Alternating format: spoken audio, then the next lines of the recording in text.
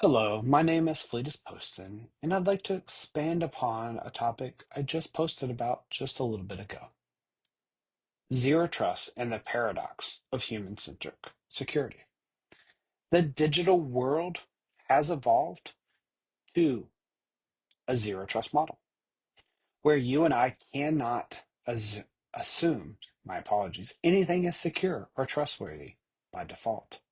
Yet, despite this, we still rely heavily on you and I, the human trust within our digital interactions and transactions, which creates a paradox.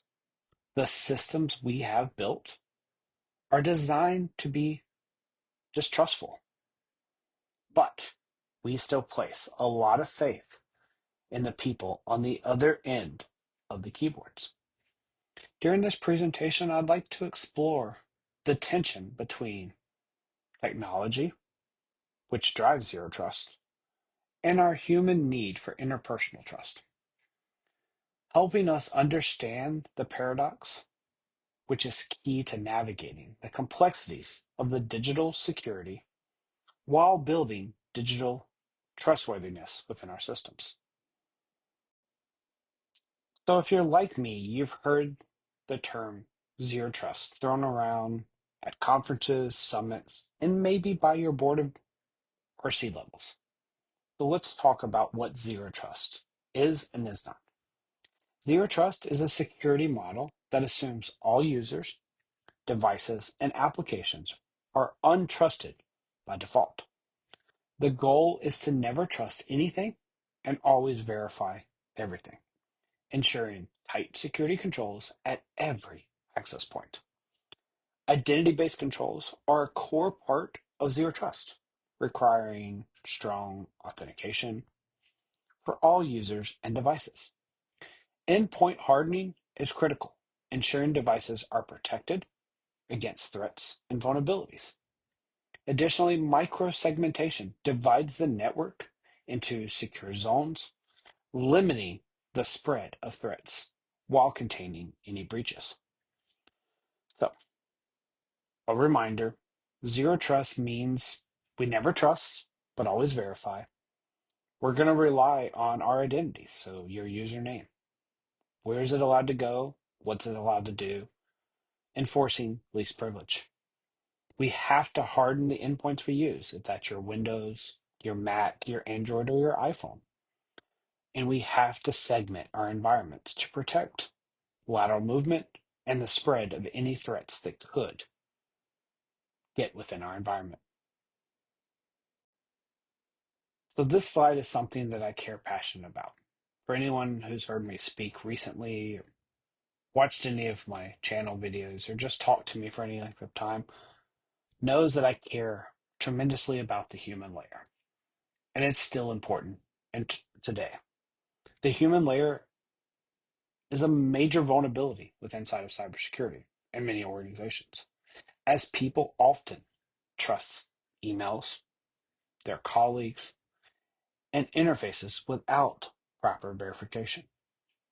Many employees, including myself, may open attachments without checking for malware, inadvertently share our credentials when asked, and or enter data into convincing fake interfaces. This trust in the human layer can lead to serious breaches and data loss if exploited by attackers through social engineering attempts such as phishing and other tactics such as text messages, phone calls, or fake Windows prompts or websites. It's in, it is very critical to educate your peers and other employees in the organization on how to identify and avoid these type of attacks through your security awareness training, through security moments in staff meetings, all hands meetings, making sure that you're giving them real time information to help them make proper decisions. As a security practitioner, we have to implement strong access controls, multi factor authentication, and other technical measures which can help mitigate the risk of the human layer. So, as a reminder, help your users understand when and how to trust the emails that they interact with. How do they escalate? Help them understand how to verify if it's truly coming from their boss, a C level, or a vendor. And additionally, share them what a block screen looks like from your internal security controls so that they're able to identify the color scheme, logos, verbiage, so that they're not easily tricked by something that's masquerading to look like an internal security tool. So now for the reality check. For any of us who've been in the field for 1 day, 3 years, or many years, we know that data breaches and cyber incidents happen daily. Many of us know that a lot of those relate back to you and I. Recent studies over the last few years have stated that data breaches and cyber incidents often involved a human element. I've seen statistics from 82% of breaches are related to you and I, and 95% of incidents are related to an error that we can make either with clicking on an email, accidentally sending the wrong attachment to a personal email, or just giving information over the phone or in a form because we're complacent or we're trustworthy. This highlights the critical role that you and I play within cybersecurity and the need for us to focus on human factors as well as technical controls. So while technology is important, reminder, we must remember that even the best systems can be compromised by human mistakes or negligence. We have to remember that you and I are emotional. We can click on something when we're happy. We can click on something when we're sad. So we have to address the human elements through training, awareness, and a security focused culture, as it is vital, as it helps us implement robust controls, both administrative and technical safeguards. So, by understanding the reality that people, you and I, are a key part of the cybersecurity equation, we can take a more holistic approach to protecting our organizations. So, I opened up the presentation with the term paradox. This slide presents a paradox that you and I face within inside of cybersecurity. Our systems are built for zero trust, but human interactions depend on trust. So if you look to the far left, we see a visual that represents a rigid technological security system. This reflects the zero trust approach. Well, on the right, we see a more vulnerable human interaction. This represents the trust that is required for effective collaboration and productivity. The three key points of this slide are system architecture can and should be designed for zero trust. But this contradicts the reality that you and I cannot afford to ignore our emotions, our experience, known as the human layer. The human layer depends on trust to function effectively. So, what does this mean? When we're designing, we need to get input from the different lines of businesses. We need to understand process and procedures before we implement the technology piece of people, process, and technology. Because without this, our people, you and I, will find ways to circumvent the technology. If that means using a personal device, another laptop on their desk, the laptop, or even a smart device or IoT device in their home that has the capabilities of using generative AI to bypass the controls that we have put in place to trust or not trust before we verify. So think about this before you implement the next security control, especially as you're on the journey to zero trust. So now let's dive into going forward. What does that path look like? The key to effective security is putting you and I first in the design process. We as security practitioners need to deeply understand the human behavior, our psychology, how we make decisions before we build security, because that's what's going to enable our users. Security training alone is not enough. We must go beyond the monthly, quarterly phishing simulations to create a true security culture. We all know this, but it's good to say security needs to be embedded into daily operations and the workflows of our different lines of businesses, not treated as a separate concern. So think about it with me again. Human-centric security starts from the time we wake up, because each and every one of us are inundated with information from the time we get up, before we brush our teeth, get in the car to go to the office, throughout the day while we're working, either in the office or remote, and before we go to bed. During that time, we're going to see phishing emails, social engineering attacks, smishing, so text messages, and other opportunities for us to fall prey to social engineering. So we have to tailor to the behavioral understanding. We have to learn how to identify, be able to trust, but verify. Flip it again, verify, then trust. The training can't just be annually. You need to incorporate training into your stand-ups, your staff meetings, your quarterly all hands, by implementing micro learning opportunities for your employees to get real-time information, which establishes an effective security culture where they see something, they say something.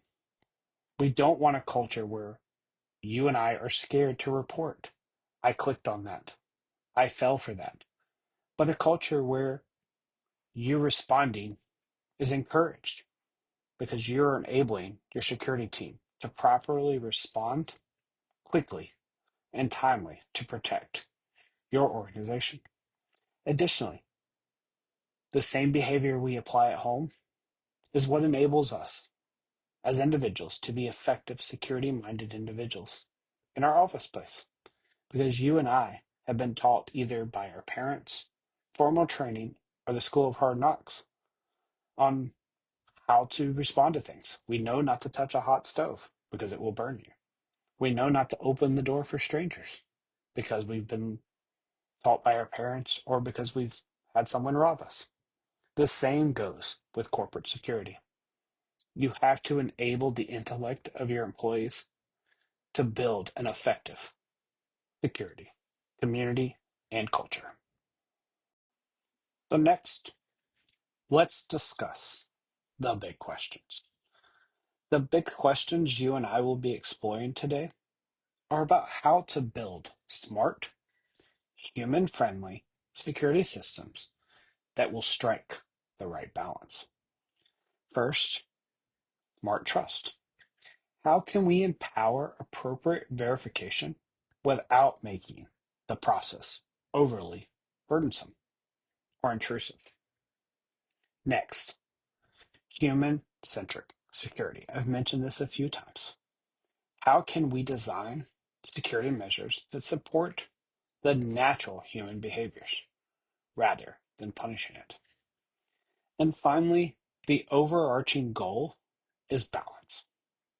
How can we achieve robust security without alienating and or frustrating our peers, the employees we're trying to protect?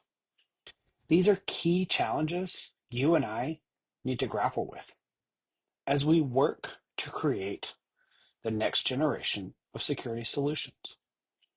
As an end user myself, it's been frustrating when I'm not able to get into a system because my multi-factor doesn't work. The single sign-on isn't working. I'm forced to have multiple clicks. So make sure that you're addressing the things we've talked about. Do you understand how to empower employees without cumbersome processes? Are you thinking about natural order of operations? Talked about in the previous slide. Security starts from the time you wake up. And finally, what is the balance? Is this control really needed? Is it overkill? Is it appropriate for the business that we work in? Each and every one of you has to make that decision. But just remember, if the business is not able to do their job because of security, security is wrong. The business is right. Our position is to enable the business to effectively operate, not to impede them. So, as always, make sure that you're thinking about the experience. It's okay to slow them down a little, but you do not want to impede them from being able to complete their task. Because when that happens, security is wrong, not the business. So we've reached the end of our time together here. I'd like to leave you with a few closing thoughts. My key message here is that technology alone is not enough to protect us. We need to focus on human behavior and design security that works how people actually behave. So, Fleetus, what do you mean by this statement? It means rethinking how we protect our organization. The first point is about rethinking our protections. We need to shift our focus from just securing the technology to also understanding and addressing the human vulnerabilities. Which leads me to my next point. It's about designing security with the human nature in mind. Too often, security awareness programs and security measures are frustrating or impractical for our employees, our peers to actually use. We need solutions that fit seamlessly into the people's workflows, not the workflows that security and IT build, but the ones that our users themselves have built.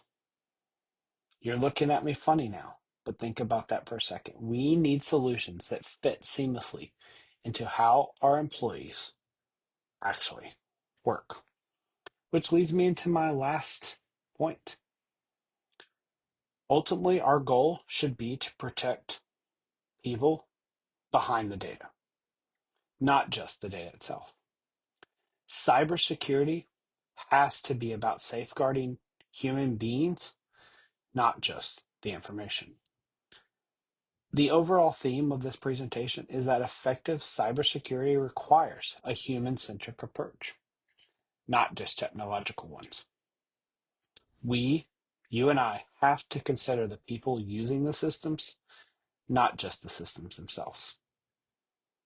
So as we're wrapping up this presentation, I want to remind you again, remember what it was like before you got into IT or cybersecurity. Before you had to learn how to use Word, Excel, Teams, Slack, Discord, Salesforce, and other business tools.